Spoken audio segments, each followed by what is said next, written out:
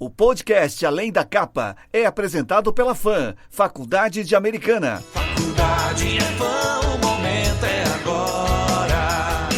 O momento é agora. Faculdade é FAM. Acesse fam.br. Ao final deste ano, a população deve ir às urnas para eleger novos prefeitos e vereadores. Só que a pandemia do novo coronavírus tem deixado vários temas de lado, inclusive as mudanças durante o período de janela eleitoral, que se encerrou no último dia 4, por exemplo. As inseguranças desse momento podem também se estender à questão política. Sobre esse assunto, nós ouvimos no Liberal no Ar o Ângelo Pessini, advogado especialista em direito público e eleitoral. Ele conversou com a Thalita Bristotti e o Leonardo Oliveira. Doutor Ângelo, bom dia, aqui é Leonardo falando. Para a gente começar então, doutor, traz um pouquinho, pelo menos as suas percepções sobre o que o coronavírus, pelo menos uma pandemia que a gente tem tido contato mais frequente de um mês e meio para cá, pode alterar ou pode mudar no calendário das eleições. A pandemia da Covid-19, em relação às eleições, ela ganhou força nas últimas semanas e pode ser colocada em 3 frentes.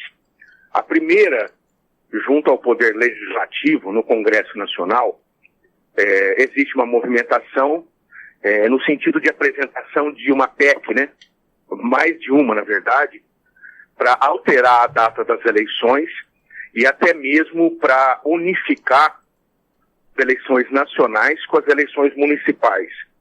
E a consequência disso seria a prorrogação dos atuais mandatos dos gestores. A segunda frente é o Tribunal Superior Eleitoral, que já se manifestou através da ministra Rosa Weber, que é contrário à prorrogação de mandatos e ao adiamento das eleições. No Supremo Tribunal Federal, um partido político ajuizou uma ação direta de inconstitucionalidade e, como vocês mencionaram, foi mantida. Ele solicitava a prorrogação dos prazos de filiação partidária e esse prazo foi mantido pelo Supremo Tribunal Federal. Então o assunto divide opiniões no meio político. Ângelo, em relação, por exemplo, às convenções que são necessárias fazer durante esse período pré-eleitoral, esse calendário eleitoral ele não vai ser prejudicado justamente por haver essas recomendações de evitar aglomeração? Exatamente. Assim como não só as convenções elas podem ser prejudicadas, como também, eu creio que está prejudicado o próprio período de pré-campanha eleitoral. Uma vez que esses atos, eles não são feitos de maneira virtual, tão somente. São necessárias, como nós tivemos agora uma complicação nas filiações, em relação a reuniões, a esse contato pessoal, e vai de encontro essas diretrizes da Organização Mundial de Saúde. Então eu acredito sim que existe um prejuízo para as próprias convenções. Doutor, uma outra questão, não sei se isso é possível, se é uma boa ideia ou se não é, mas enfim, uma das recomendações, claro, contra o coronavírus é evitar aglomerações, tem algum precedente, por exemplo, em vez de uma só data para as eleições em primeiro turno, por exemplo, vamos supor que haja a opção de se diluir o número de oportunidades para votar. Então, por exemplo, 4 domingos ao invés de um só, assim se reduz a carga de pessoas em cada zona eleitoral.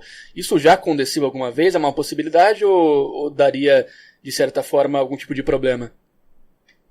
Veja bem, a data da eleição ela está prevista na Constituição Federal. Tá. Para acontecer 1 ou em 2 turnos, dependendo do número de habitantes. Nós não temos, na nossa história, a eleição seccionada, feita de num domingo em outro domingo. Qualquer alteração nesse sentido, e também uma alteração que poderia mudar a data das eleições com eventual prorrogação de mandato, ela necessariamente precisa de uma alteração constitucional. Então, é através de uma PEC. mudando a data das eleições, não é só a Constituição que deve ser mudada. Também a lei eleitoral precisaria ser mudada. Só que isso nós temos um desafio e um complicador. Eventualmente, se mudarmos e prorrogarmos mandatos dos atuais gestores, todo o sistema de gestão municipal, ele já está previsto por um prazo de 4 anos. Então, haveria necessidade também de mexer em toda essa legislação, por exemplo, a própria lei de responsabilidade fiscal, a própria Constituição que prevê o chamado plano plurianual, que é toda essa programação de uma gestão de 4 anos.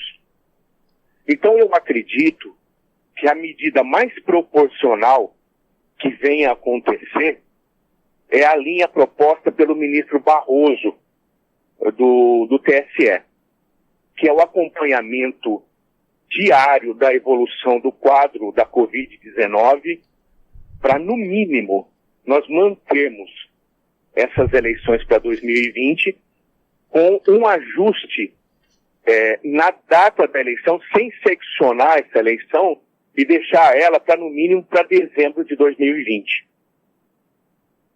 Essa mudança seria mais fácil de fazer do que todas essas alterações que o senhor estava comentando. Exatamente. Essa mudança ela seria mais proporcional, ela manteria todo o processo eleitoral rígido e não haveria uma necessidade, à primeira vista, de fazer todas essas alterações e todo esse sistema legislativo que eu comentei. Doutor Ângelo, essas questões de mudança nas eleições, parar de ter reeleição, ter só uma grande eleição em vez de ter duas, né, eleição para prefeito, depois eleição para governador, presidente, é algo que já vem sendo discutido há muitos anos. O senhor acha que agora com essa questão do coronavírus, pós-pandemia, isso deve ser de fato votado no Congresso ou é algo que novamente vai ficar sendo postergado para a próxima eleição, aí chega na próxima eleição, posterga de novo a discussão? O senhor acha que agora essa discussão deve ir para frente? Eu creio que essa discussão ela deve ir para frente, para que eventualmente ela possa ser aprovada, porque a unificação de eleições ela proporciona, e isso é o fundamento de uma das propostas de emenda constitucional, ela proporciona uma grande economia aos cofres públicos. Então eu acredito que é um tema que deve ser amplamente discutido e, se for o caso, nessa oportunidade, não ser postergado como vem sendo há muitos anos. É fato também que o Brasil já deu um grande avanço na sua legislação eleitoral, nas eleições, principalmente nas eleições municipais deste ano.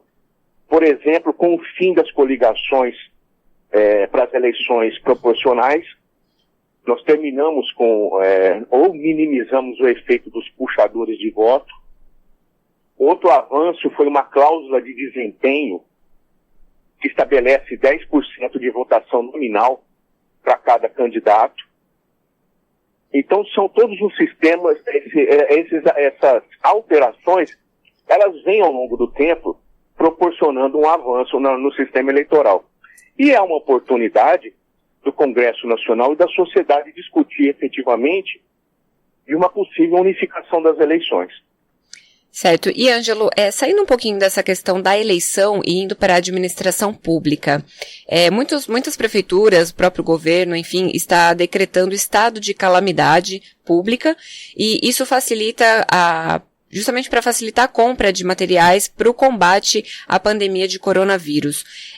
Nesse momento de crise sanitária, de que forma a população pode ficar atenta em relação a esses gastos da administração pública e se o senhor acredita que esses decretos que facilitam a compra de materiais pode ter alguma consequência lá na frente, justamente pela questão da lei de responsabilidade fiscal, enfim, questionamentos do TCE, como que fica isso lá na frente?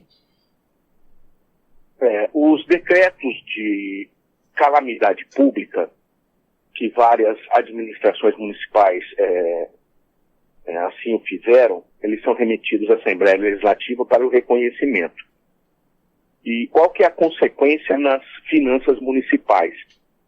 Quando é reconhecida a calamidade pública, alguns dos requisitos, alguns dos percentuais exigidos pela Lei de Responsabilidade Fiscal, eles são suspensos.